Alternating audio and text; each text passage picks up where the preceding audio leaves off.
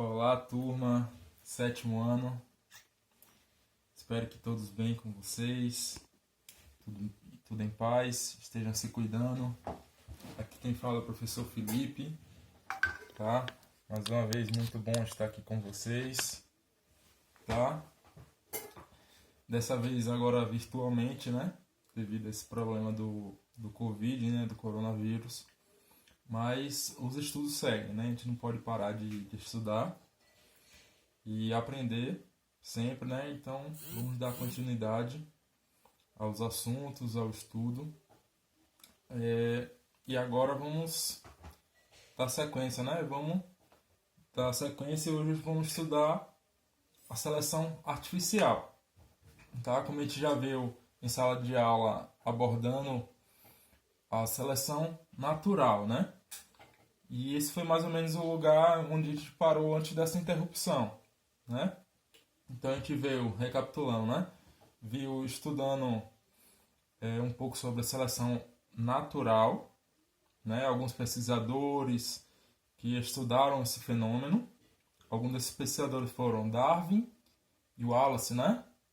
Lamarck também foi um dos pesquisadores que estudaram ao longo do tempo, né?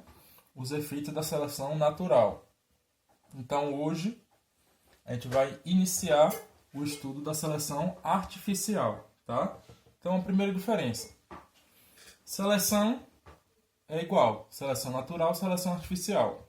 Se é uma seleção, é um ato de você selecionar alguns indivíduos, tá? Dentro de um todo, a gente vai selecionar alguns, né?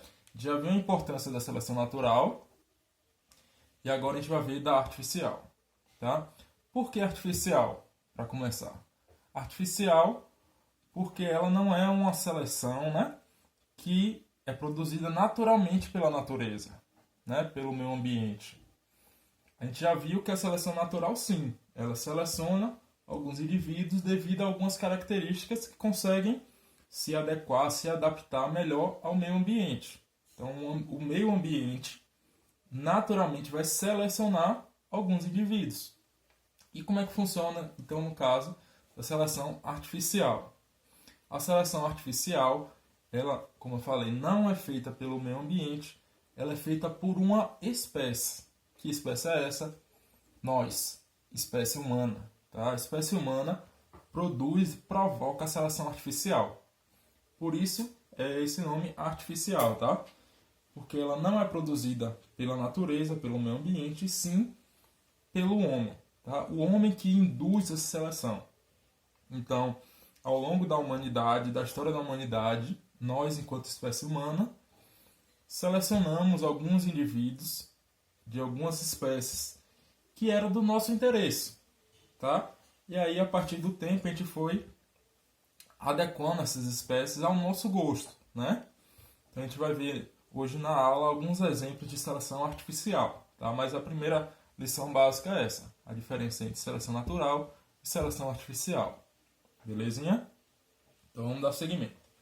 Aqui eu vou começar logo mostrando um exemplo clássico de seleção artificial, tá? Que pode até acontecer no nosso cotidiano e a gente nem se dava conta que isso era um tipo de seleção artificial, tá? Vou mostrar por quê. Então aqui temos a seguinte situação hipotética, tá?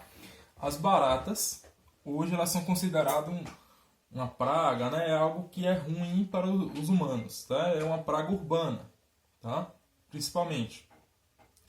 Porém, ele vive também na natureza. Só que as condições da cidade atraiu muitas espécies de baratas, né? E elas vivem cotidianamente em contato com o ser humano. Né? Porém, ela é considerada uma inimiga do ser humano. Né? Então, para combater esse tipo de praga, esse tipo de inimigo, foi criado nos anos 60, mais ou menos, os inseticidas. Tá? Os inseticidas, né, são justamente elementos químicos produzidos em laboratório, né, artificialmente, para matar alguns insetos. Né? Então, como é que funciona? Então, aqui na minha casa, vamos supor, eu tenho essas 5 baratas. tá? E vou lá com meu inseticida, meu spray de inseticida, e atinjo essas 5 baratas com esse spray. Tá vendo? Eu vou lá e aplico esse spray, o inseticida, nessas 5 baratas. Tá? Então, as baratas que forem sensíveis a esse inseticida irão morrer. Então, aqui nesse primeiro exemplo, essa barata morreu, essa segunda também morreu, a terceira sobreviveu, a quarta e a quinta morreram. Então, todas as que morreram foram as sensíveis ao inseticida. Porém, a gente sabe que dentro de uma população, de uma espécie, sempre há uma diversidade, uma variabilidade genética. Tá? Assim como na espécie humana, todas as espécies vivas.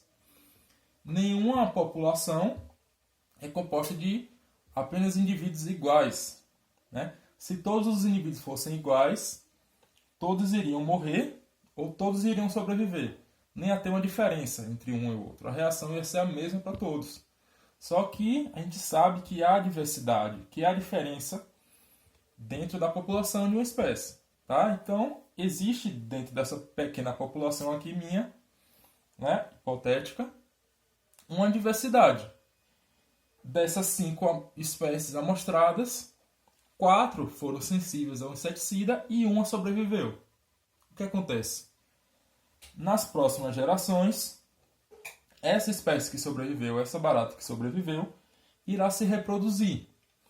Ela provavelmente carrega consigo, na sua parte genética, algum elemento que dá essa condição de resistência a inseticidas. Tá? Então, quando ela se reproduz, ela vai gerar uma série de descendentes, tá? De filhotinhos, que possuem essa característica genética, resistência ao inseticida. Tá? Então, quando ela passa essa característica para as suas próximas gerações, quando eu vou lá e aplico mais uma vez o inseticida, o que acontece? O inseticida não funciona. Tá? Então, isso é um tipo de seleção artificial. Por quê? Porque eu selecionei, mesmo que involuntariamente, uma espécie ou um indivíduo que consegue ter uma resistência àquela minha condição. Então vamos lá recapitular. A minha intenção com o spray, com o inseticida, era matar todas as baratas. Né? Eu consegui fazer isso, mas não com todas. Eu matei a maioria delas, só que uma delas que sobreviveu conseguiu se reproduzir e passar adiante aquela característica que a fez sobreviver. Né? Então, consequentemente, eu selecionei uma espécie, um indivíduo dessa espécie, que tem uma característica que é resistente ao inseticida. Querendo ou não, eu fiz uma seleção. Matei os que não são resistentes e involuntariamente preservei um indivíduo que tem a característica de sobreviver a inseticida. Como é que eu poderia matar esse outro indivíduo?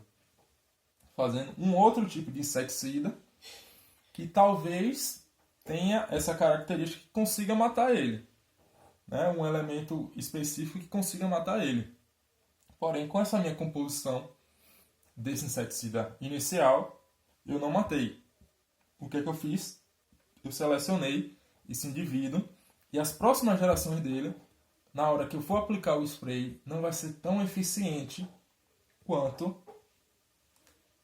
uma seleção que eu fiz inicialmente. Então, esse sim é um tipo de seleção artificial causado pelo homem, né? Logo é uma seleção artificial e que foi até involuntária.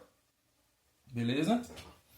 Outro tipo de seleção artificial é a seleção de cães, tá? Os cães, por exemplo, a gente hoje conhece uma diversidade imensa de raças, né?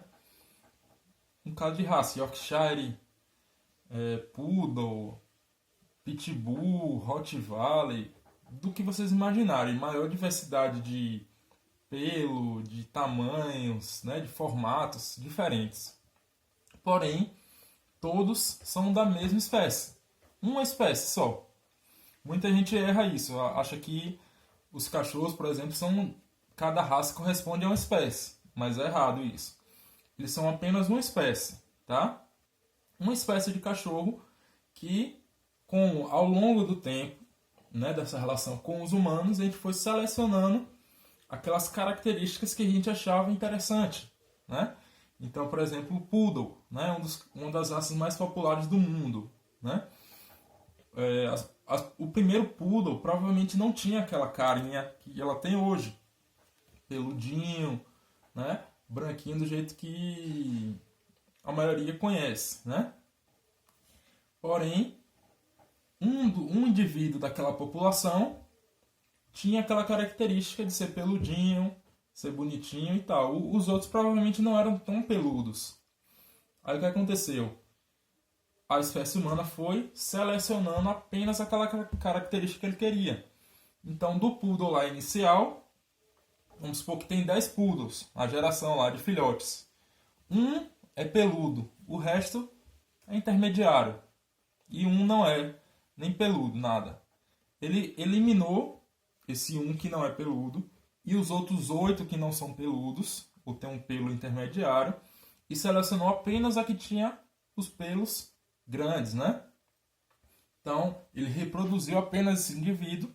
As gerações seguintes desse indivíduo tinham aquela característica que ele queria, ou seja, o pelo, e assim ele foi selecionando até chegar nesse formato que a gente conhece hoje, tá? Ou seja, esse formato que a gente conhece hoje, ele é um formato que foi induzido, né, selecionado pelos humanos a ter essa característica. Não quer dizer que é um formato final. Ele também pode ser mudado, pode ser alterado ao longo do tempo. É um tipo de seleção, né? E qualquer outra espécie de cachorro são do mesmo formato. Então as raças foram formadas por essas mudanças. Seleção de indivíduos que tinham essa característica comum. Então o mesmo poodle e um pitbull são da mesma espécie, porém são de raças distintas, são raças diferentes, por ele ter essa característica. Então ele foi, por exemplo, o pitbull, ele gostou do tamanho, gostou do formato da cabeça, da boca, enfim, ele foi selecionando até chegar a um formato que a gente gostasse, né? Que aí são as chamadas raças. Então, mais um exemplo de uma espécie que foi moldada, né, a partir do que nós queríamos, da seleção que nós queríamos. Por isso é chamada de seleção artificial. Tá? Isso também é utilizado em diversas estruturas. Até hoje a gente utiliza muito, né? Por exemplo, na agropecuária. Mais um exemplo disso é o que acontece, por exemplo, com a beterraba e a selga, né? Elas são da mesma espécie, que é a chamada Beta vulgaris, tá? Beta vulgaris, beta é o nome inicial. Quando é um binômio, né? Eu já expliquei isso para você em sala de aula, mas vale a pena ressaltar. Quando nós temos um nome binomial, né? É referente ao nome da espécie, tá? Então, Beta vulgaris, ele vai ser sempre apresentado no texto com um binômio, pelo menos na primeira vez que ele cita essa espécie, e a primeira palavrinha aqui, ela começa com uma letra maiúscula e a segunda com a letra minúscula, tá? E ela é escrita em itálico, tá? Justamente para ressaltar esse nome que a gente está falando de uma espécie, tá? É o nome científico dela. Assim como a espécie humana é Homo sapiens, né? Então, quando a gente se refere a um nome científico, a gente vai ter essa característica dele ser binomial, tá? Mas beleza. Essa mesma espécie, voltamos aqui ao exemplo, essa mesma espécie, ela tinha características distintas. Uma parte de uma reprodução tinha algumas dessas espécies que tinha folhas maiores e outras que tinham folhas menores, só que a sua parte de raiz, né, era maior, crescia mais. Então algumas pessoas passaram a consumir essa espécie pela questão das suas folhas, né? Por ter folhas grandes, parecida com um alface, por exemplo, né? E as pessoas passaram a se alimentar das folhas, enquanto outras pessoas não queriam as folhas, queriam se alimentar das raízes. Então, com o passar dos anos, isso, gente, não é algo que é feito da noite para o dia, em uma semana, em um ano. Isso é uma seleção que leva muito tempo para ser aperfeiçoado, porque cada geração vai ter que ter uma seleção. Então, eu vou pegando cada geração e vou selecionando aquela espécie, aquela característica que eu gostei e vou aprimorando, tá? Então, beleza. Então, nessa mesma espécie, haviam indivíduos que tinham folhas grandes e haviam indivíduos que tinham raízes grandes, né? Então, a espécie humana, ao longo dos anos, né, ela foi selecionando essas características. Cada vez mais, folhas grandes ou raízes grandes. Então, do gênero, né, vamos chamar assim, da variedade que tinha folhas grandes, né, a gente chama hoje de acelga, né? Então a gente passou a se alimentar das folhas dela e a raiz, em contradição a isso, elas ficavam menores. Enquanto que as que tinham raízes grandes e folhas pequenas eram a chamada de beterraba hoje, né? Então, é a mesma espécie, a mesma planta, só que alguns indivíduos tinham a característica de ter folhas grandes e outros raízes grandes, né? Então, ao longo do tempo, ele foi selecionando e hoje a gente consegue encontrar 2 produtos para uma mesma espécie. Há aquela variedade que tem folhas maiores, a gente chama de acelga. E aqui tem as raízes maiores, a gente chama hoje de beterraba, tá? Mas são 2 produtos de uma mesma espécie que a gente selecionou uma característica que atraía nós humanos, tá? Mais um exemplo, o gado. Então, o gado, quando o homem passou a domesticar esses animais, né, uma vaca, o gado, enfim, um boi, ele não tinha essa carinha hoje que a gente encontra hoje numa fazenda, por exemplo. Né? Ao longo dos anos, o homem foi trabalhando aquela espécie, selecionando os indivíduos que ele achava melhor. Então, por exemplo, eu tenho uma população de gado lá, né? Que tem 10 gados, tá? Um tinha grande produção de leite, né? Tinha um tamanho físico, corporal maior, então ele produzia mais leite do que alguns indivíduos que eram mais magrinhos, mais fraquinhos e tinham outras características, tá? Mas para nós humanos não era interessante aquelas outras características. Eu queria aquela característica de produção, grande quantidade de produção de leite. O que é que eu faço? Então eu seleciono apenas aquele que faz uma produção alta de leite e reproduzo aquele gênero, aquela espécie, né? Aquele indivíduo. Então, com o passar do tempo, ele vai produzir mais indivíduos com produção alta de leite. E aí eu vou selecionando cada vez mais. Até a gente chegar hoje, na situação que a gente está hoje, né? Do que a produção de leite, de gado leiteiro, né? É maior, bem maior do que o gado que produzia leite, vamos supor, há 100 anos atrás. Então, ao longo desses 100 anos, a gente foi selecionando cada vez mais as espécies que produziam mais leite e essas espécies iriam se reproduzindo e passando às suas gerações seguintes aquela característica que eu gostava, que o homem gosta e por isso ela é cultivada, tá? Então, o gado é mais um dos exemplos de seleção artificial.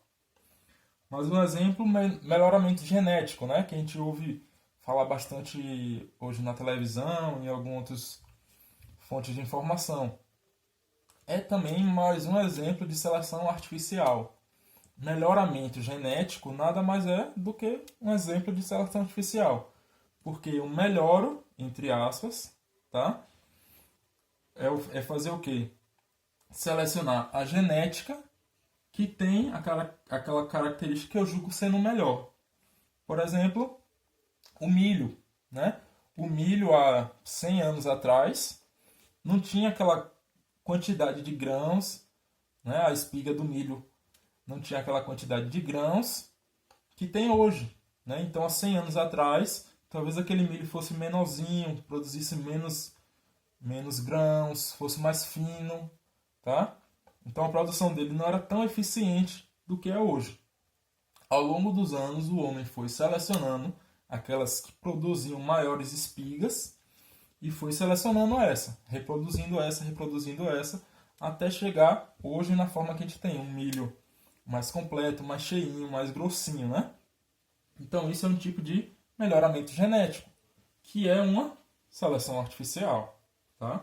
Então, quando vocês verem a palavra melhoramento genético, é também uma forma de selecionar artificialmente. Pode ser tanto em laboratório, né? Hoje a gente tem uma tecnologia para selecionar geneticamente a característica que eu quero. Então eu vou lá e pego, por exemplo, o exemplo aí do milho. Eu pego e faço uma descrição do código genético do milho. E aí isso, claro que leva um tempo de pesquisa, né? E seleciono, eu vou lá e encontro. Olha, essa característica aqui, esse ponto X aqui, me permite dizer que é uma característica de tamanho do grão, o tamanho da espiga. Aí ele faz essa seleção e reproduz ela. Então, nos próximos indivíduos, eu vou lá e coloco essa característica, geneticamente falando, né?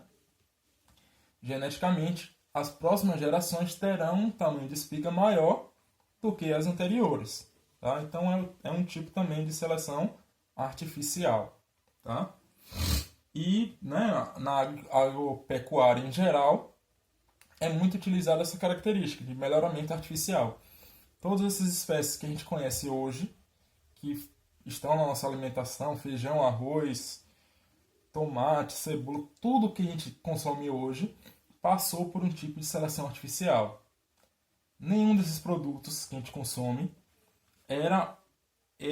tinha essa mesma cara, esse mesmo jeito há 100 anos atrás.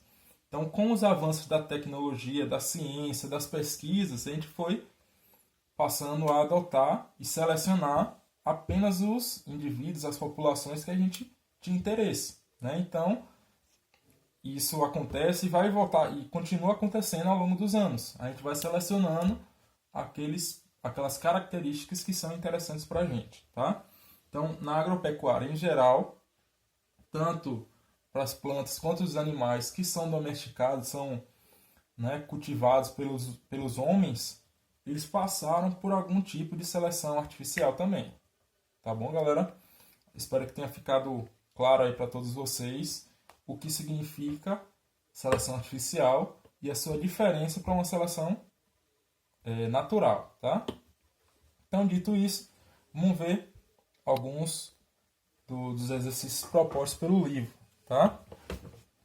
O livro, na página 59, ele traz as seguintes perguntas, tá? A primeira questão, ele fala o seguinte: as voltas com uma praga de lagartas em uma plantação de tomates, um fazendeiro resolveu aplicar nela um pesticida. É a mesma teoria lá da barata, tá? Um pesticida. Após a primeira aplicação, após a primeira aplicação, 99,8% das lagartas morreram. Tá? Na segunda aplicação, morreram 90% delas. E na terceira aplicação seguinte, somente 60% das baratas ou das lagartas morreram. O que aconteceu? Com o passar do tempo, essas lagartas, iriam se reproduzir, as que sobreviveram, né? Lógico, iriam se reproduzir e passar adiante aquela característica que era resistente ao pesticida, né? Aí ele pergunta: do ponto de vista evolutivo, o que aconteceu, né? A resposta é a mesma para esse caso aqui das baratas que eu citei para vocês, né? Então, voltando lá ao exemplo das lagartas, né? Então, ele ia lá e aplicava o pesticida em 100% das lagartas que tinham na plantação dele. ele viu que na primeira leva 99,8% morreram. Porém, ainda teve uma taxa de sobrevivência, né? Aproximadamente 0,2%. Esses indivíduos que sobreviveram se reproduziram e passaram adiante essas características, tá? De resistência ao pesticida. Na segunda vez que o cara foi lá, o agricultor foi lá, aplicou, ele viu que 90% morreu. Ou seja, teve uma taxa de sobrevivência de 10%. Né? Já foi bem maior do que a taxa anterior. E aí na próxima aplicação ele foi lá e aplicou de novo o pesticida e viu que apenas 60% morreu. Ou seja, vai diminuindo a quantidade de indivíduos que morrem. Por que isso acontece? Pelo mesmo princípio. Quando uma parte da população consegue ter uma característica que vence aquele pesticida, ele vai passar adiante às suas gerações, né, aquela característica de ser resistente ao pesticida.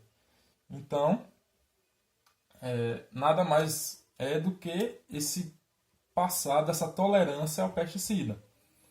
Então, a mesma coisa foi aqui no exemplo das baratas. Tá? Então, com o passar do tempo, esses insetos vão ficando cada vez mais resistentes, porque eles conseguem receber aquela característica, né, ao longo das gerações seguintes, ele consegue receber aquela característica de resistir ao pesticida. Tá? Então foi isso que aconteceu. A segunda questão, ele pergunta o seguinte. Ele tem um textozinho, né? Ele fala assim: em 2010, ocorreram no Brasil vários casos de infecção pela superbactéria KPC. Para conter a incidência dessa infecção, a Agência de Vigilância Sanitária, que é a Anvisa, determinou que a venda de antibióticos passasse a ser feita apenas mediante a apresentação da receita médica, a fim de diminuir os índices de automedicação. Tá? Então ele fala de um caso que em 2010 aconteceu uma superbactéria lá, que passou a infectar várias pessoas, né? E essas pessoas preocupadas com esse índice passavam a tomar antibióticos, né? Sem receita médica. O que aconteceu? Vamos ver. Na letra A ele pergunta. Aqui na letra A ele pergunta: é correto afirmar que os antibióticos tornam bactérias mais resistentes? Sim. É o mesmo princípio. Então eu tenho uma bactéria lá, uma população de bactérias. Tá?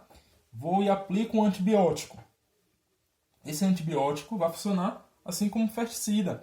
Ele vai matar uma grande parte da população de bactérias, porém, pode ser que 1% daquela população tenha uma resistência àquele antibiótico. O que acontece? 90% da população vai morrer e 10% fica vivo. Esses 10%, quando eles se reproduzem, eles vão passar adiante, nas suas próximas gerações, aquela característica de resistência ao antibiótico. Então, na segunda vez que eu tomar um antibiótico, ele já não vai fazer tanto efeito quanto o da primeira. Então, em vez de matar 90% das bactérias, ele vai matar 80%, 70%. E assim em diante. Cada vez que eu tomar um antibiótico, as bactérias vão ficar mais resistentes. Então, é por isso que a gente tem que evitar ao máximo tomar remédios sem prescrição médica, né? Sem uma indicação de um especialista, né?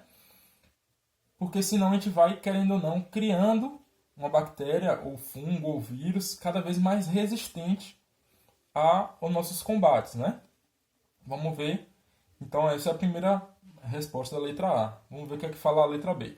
De acordo com o texto, qual o objetivo da Anvisa com relação à venda de antibióticos, né? Então a Anvisa justamente queria controlar essa venda de antibióticos para que a população não tomasse indiscriminadamente, sem necessidade, e acabasse que criasse uma bactéria ainda mais forte, né? Por esses fatores que eu venho falando. Então, sempre que você aplicar um antibiótico, um pesticida, sempre uma parte da população, pode ser uma pequena parte da população, vai ter alguma resistência genética, né? E ela vai conseguir passar isso adiante. Então, a importância da gente sempre tomar remédios com prescrição médica, com indicação de especialista, de um médico e tal, é justamente por isso, senão a gente acaba agravando ainda mais a situação, tá? Por hoje é só, espero que vocês tenham entendido. Alguma dúvida em relação ao exercício, em relação à explicação, vocês podem postar lá no fórum da nossa plataforma. E até a próxima, tá? Valeu, galerinha.